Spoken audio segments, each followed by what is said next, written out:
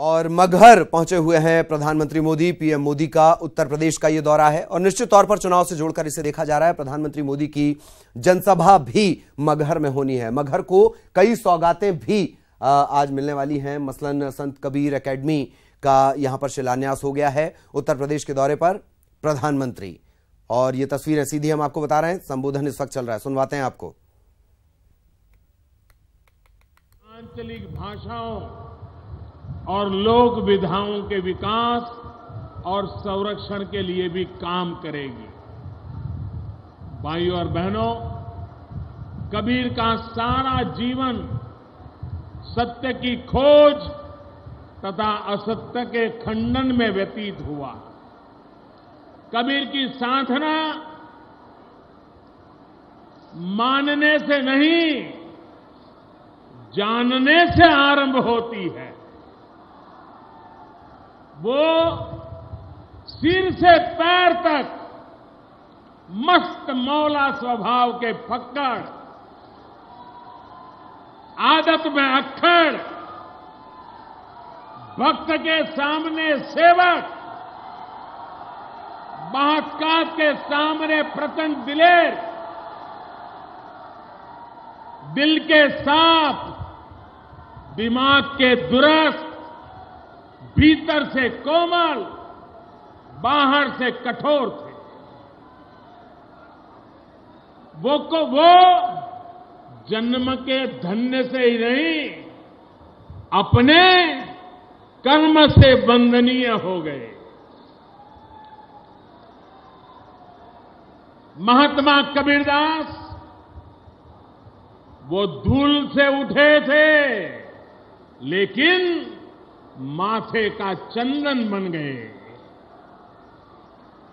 महात्मा कबीरदास व्यक्ति से अभिव्यक्ति हो गए और इससे भी आगे वो शब्द से शब्द ब्रह्म हो गए। वो विचार बनकर के आए और व्यवहार बनकर के अमर हो गए। संत कबीरदास जी ने समाज को सिर्फ दृष्टि देने का ही काम नहीं किया, बल्कि समाज की चेतना को जागृत करने का भी। और इसी समाज जागरण के लिए वे काशी से मगहर आए। मगहर को उन्होंने प्रतीक स्वरूप चुना। कबीर साहब ने कहा था कि यदि हृदय में राम बसते हैं तो मगहर भी सबसे पवित्र है। और उन्होंने कहा, क्या काशी का उसर मगहर, राम हृदय बसो मोरा। वे किसी के शिष्य नहीं, रामानंद द्वारा चेताए हुए चेला थे।